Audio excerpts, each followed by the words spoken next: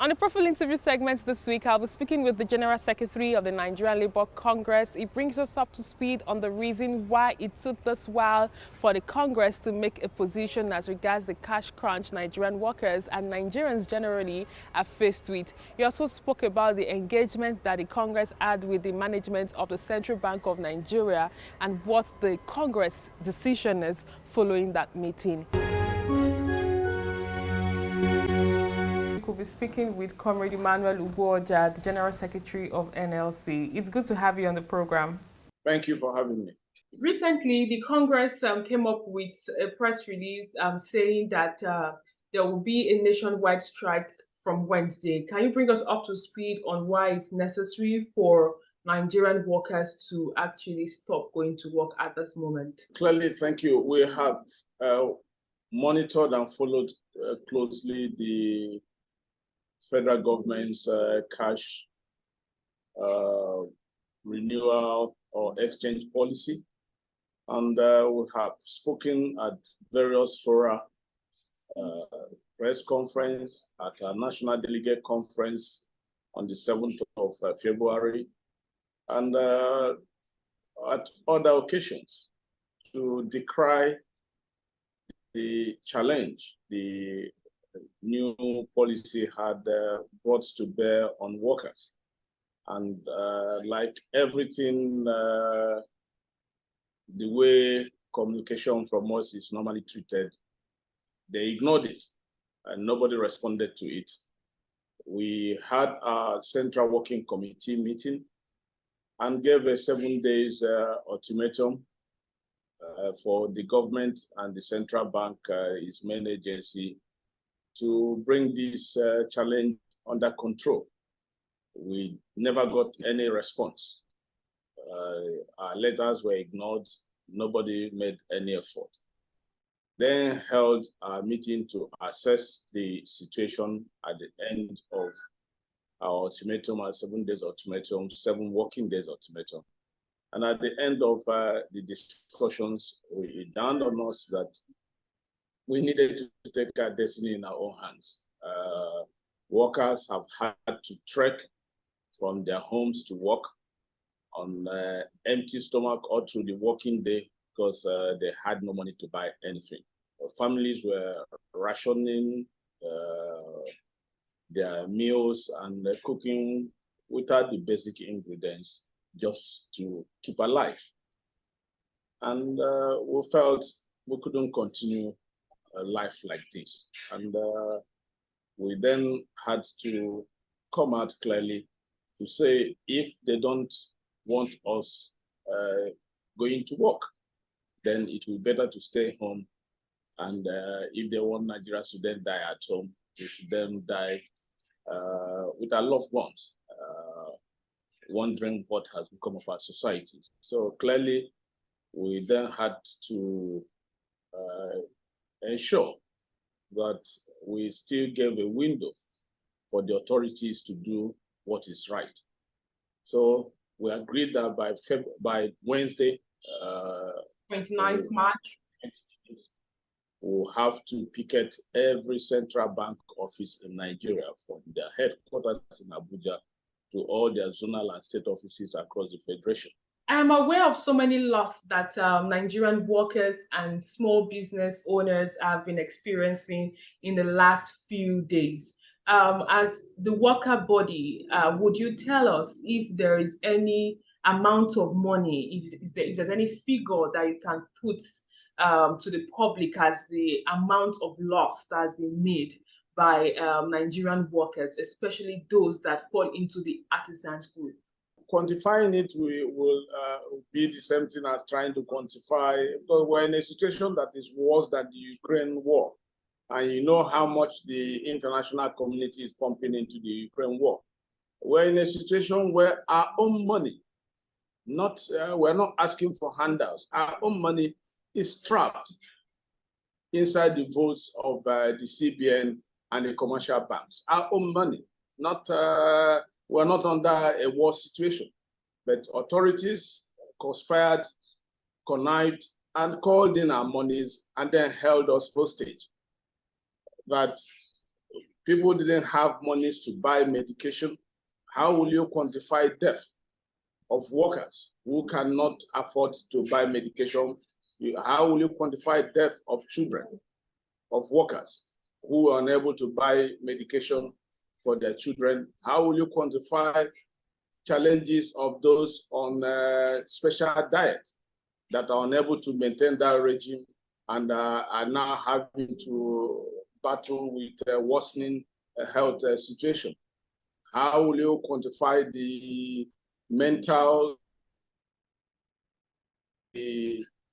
realization that all your savings, all your efforts to keep afloat under the different challenges society and the state has thrown at you has come to a head, that they have trapped you into putting in your money and you can't access the money? So it's not something you can easily quantify, because our monies are trapped in there. They tell you about 3 trillion cash in circulation. What of the non-cash assets that have been laid to waste? You have startup businesses that are collapsing. You have the informal sector that has been the cushioning sector that has given people confusion as to why Nigeria is still afloat in the midst of all the torture we are going through. Is the resilience of the informal sector. And this is one policy that has challenged that resilience to a very high degree. So clearly, we are in a very precarious situation, and it's between the devil and the deep blue sea. So are you saying now that with this conversation and understanding that NLC has with the Central Bank of Nigeria, are you saying now that the picketing exercise or the strike that has been threatened would be withdrawn? Our strike was to call the authorities to do what is right. If they say they are doing what is right, we will need to see it. INEC said they will do what is right, and we didn't see it happen. So you're not going to tell me whether I have money, I don't have money. I will know whether I have money. So I will know whether there is money in the bank when I go and ask them, I want some of my money, and it's given to me. If I go there and ask for some of my money and I can't get it, there's no amount of announcement or pronouncement from the CBN that will make me accept that there has been a change. So the change will be when I go to the bank and I can get money. The change will be when my mother goes to the bank and she can access cash. The change will be when you go to the bank and you can then tell me I was able to buy oranges today because I got money from my account.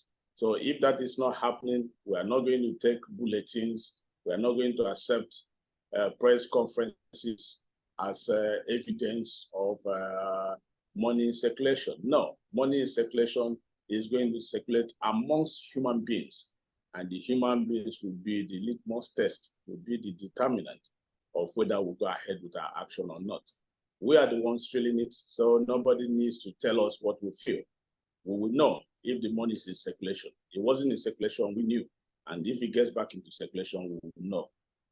Okay, very quickly, what would be your advice or suggestion to employers of labor, be it public service or private sector? Because we've heard of stories of workers that actually lost their lives during this situation we find ourselves in. For example, there was a radio presenter that was walking and had to walk a long distance, and the person passed out due to this unfortunate incident. So as General Secretary of Congress, would there be any message that you'd like to pass to government, private owners, private business owners that probably will cushion the effects of this precarious situation we find ourselves in? The fact is, these are emergency times. These are very difficult times. So you can't be expecting a worker to put in a regular shift. It would be inhuman to expect a worker that doesn't have money to come to work to be there at 8 a.m. if it's to resume at 8 a.m. It will be inhuman to work him to death when he has not eaten. He has no money to buy food, and you'll expect the same level of concentration and strength from him. No, we expect people to be human and to find creative ways of managing the situation. And that's why for us, the most ideal way, having done all, the most ideal is to stay away from work, to stay away from strain and stress in an empty stomach, and to see how we can, within our communities, within our homes, manage the situation while the authorities get the monies back to circulation. So can you tell us why did it take this long for the Nigerian Labour Congress to come up with this action? Because it's been a while that Nigerian workers and even the average citizen were actually faced with this cash crunch. What do you think? Why would you say it took the Congress this much time to make that decision? We are normal, and we love a stable society. And most of the time we bend backwards. We stretch our endurance to make for a stable society. We had not wanted to combine trade union action with electioneering. We didn't want to combine trade union action with high wire politicking that was going on.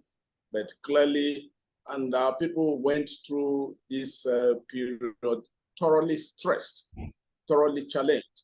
But now nobody can talk about the challenge being politically motivated or not politically motivated. Everybody is challenged, and we've gotten through the political process.